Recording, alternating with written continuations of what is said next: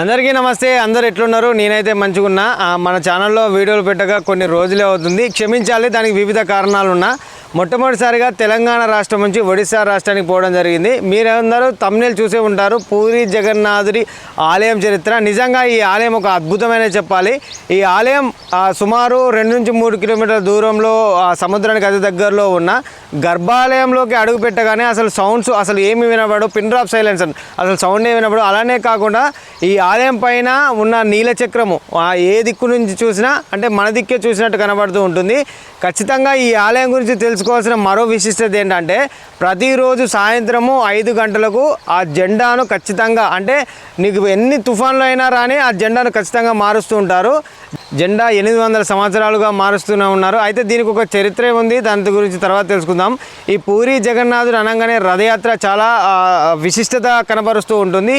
అలానే కాకుండా ఈ ఆలయం యొక్క పూర్తి చరిత్ర తెలుసుకుంటూ ఈ గుండీచా ఎవరు, మిగతా అంతా ఈ చరిత్ర గురించి తెలుసుకుందాం పదండి. ముందుగా ఈ ఆలయం చిరునామా చూసుకున్నట్లయితే ఒడిశా రాష్ట్రం పూరి జిల్లాలో ఈ ఆలయం ఉంది. ఈ ఆలయం గురించి మనం 3 భాగాలుగా తెలుసుకోవాలి. మొదటగా ఈ ఆలయం యొక్క చరిత్ర, రెండవది ఈ ఆలయం నిర్మాణం మరియు దీనికి ఉన్న విశిష్టత, మూడవది ఈ ఆలయం యొక్క రహస్యాలు. ముందుగా ఈ పూరి జగన్నాథ ఆలయం పూరి స్టేషన్ నుంచి 2.5 కిలోమీటర్ దూరంలో ఉంటుంది. మీరు గమనించారో లేదో, మీరు చూస్తున్న ఈ రోడ్డు పైన పూరి రథయాత్ర జరుగుతూ ఉంటుంది. ఈ ఆలయానికి చాలా పేర్లు వినపడతాయి. పూరి ఆలయం అనేది జగన్నాథ క్షేత్రం అని, నీలమాధవ క్షేత్రం అని అంటూ ఉంటారు. అయితే ఈ ఆలయం యొక్క విశిష్టత మనం తెలుసుకున్నట్టయితే ఈ ఆలయానికి 4 ద్వారాలు ఉంటాయి. ఈ 4 ద్వారాలు ఉన్నా మనం వెళ్లేది సింహద్వారం, ఇదే ప్రధాన ద్వారం అని చెప్పుకోవచ్చు. ఈ ఆలయం ఒక అద్భుత కట్టడం అని చెప్పుకోవచ్చు. మీకు చూపించాలన్న మొబైల్స్ అండ్ కెమెరాస్ అండ్ నాటోలని లోపల చెప్పారు. ఈ ఆలయం యొక్క చరిత్ర తెలుసుకుంటే కృతయుగంలో ఇంద్రజింద మహారాజు ఈ ఆలయం నిర్మించడం జరిగింది. నేను ఈ ఆలయంలో గమనించిన కొన్ని విషయాలు మీతో చెప్పబోతున్నాను. ఈ ఆలయం నిర్మాణంలో గోపురం ఒక అద్భుతం అనే చెప్పాలి. గోపురంపై ఉన్న జెండా ప్రతిరోజు సాయంత్రం 5 గంటలకు ఖచ్చితంగా మారుస్తారు. ఈ ఆలయం చుట్టూ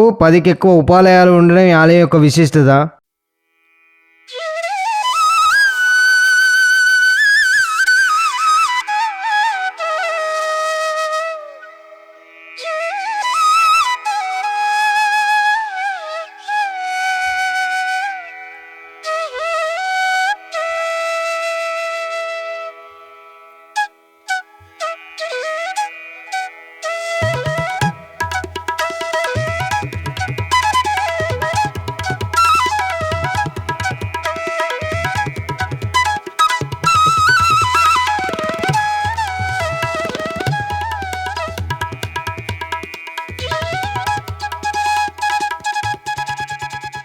ఈ ఆలయం పైన ఉన్న జెండా విండ్ కి అపోజిట్ డైరెక్షన్ లో ఎగురుతూ ఉంటుంది. స్వయంగా నేను దగ్గర నుండి చూశాను. నిజంగా మీరు నమ్మరు, ఈ జగన్నాథుని వండిన ప్రసాదం టన్నల్ ద్వారా మాత్రమే దేవుని దగ్గర వెళ్తుంది. ఈ ఆలయంలో ఎలాంటి స్పెషల్ దర్శనాలు అసలు ఉండనే ఉండవు. ఈ ఆలయం సముద్రానికి అతి దగ్గరలో ఉన్న గర్భాలయంకి వెళ్ళగానే మనకు ఎలాంటి సౌండ్స్ అసలు బయట నుండి వినబడవు. ఈ గోపురం పైన ఉన్న నీల చక్రం ఏ దిక్కు చూసినా మన దిక్కే చూస్తున్నట్టు కనబడుతూ ఉంటుంది. అయితే కొన్ని వందల సంవత్సరాలుగా, అంటే సుమారు 800 సంవత్సరాల నుండి ఈ జెండాను మారుస్తూ ఉన్నారు. ఈ జెండాను మార్చే క్రమంలో రోజు వచ్చే వతను కాకుండా అతని కొడుకు రావడం జరిగింది. అతను ఎక్కి మారుస్తూ ఉంటే అక్కడి నుంచి జారి పడిపోయాడు. కానీ అతనికి ఏమీ కాలేదు. పడే ముందు విమల అని గట్టిగా అరవడం జరిగిందట. కంచెలు పడ్డ అతని గోపురానికి 4 దిక్కులో ఉన్న సింహాలలో ఒక సింహంపై కూర్చున్నట్టు పడ్డాడట. అయితే ఈ పూరి క్షేత్రంలో రథయాత్ర ఎంతో విశిష్టత కనబరుస్తూ ఉంటుంది. అయితే ఈ రథయాత్ర ఆలయం నుండి మొదలుకొని గుండీచా ఆలయం వరకు కొనసాగుతూ ఉంటుంది. ప్రతి ఏటా జరిగే ఈ రథయాత్ర కొన్ని లక్షల మంది పాల్గొంటూ ఉంటారు. ఈ ఆలయంలో ఉన్న మరో విశిష్టత ఏంటంటే ఈ ఆలయంలో ఉన్న విగ్రహాలకు చేతులు కాళ్ళు ఉండవు. కానీ దేవుడు పెద్ద పెద్ద కళ్ళతో మనం చూస్తూ ఉంటాం. అయితే ఈ రథయాత్ర జరగడం వెనుక అసలు కారణం ఏమిటంటే గుండీచాకు ఇచ్చిన మాట కోసం ప్రతి సంవత్సరం 9 రోజులు ఈ రత్నవేది, అంటే ఈ మూల విరాట్లను తీసుకువెళ్లి ఆ గుండీచా ఆలయంలో ప్రతిష్ఠించి తిరిగి తీసుకువచ్చే క్రమంలో ఈ రథయాత్ర జరుగుతూ ఉంటుంది.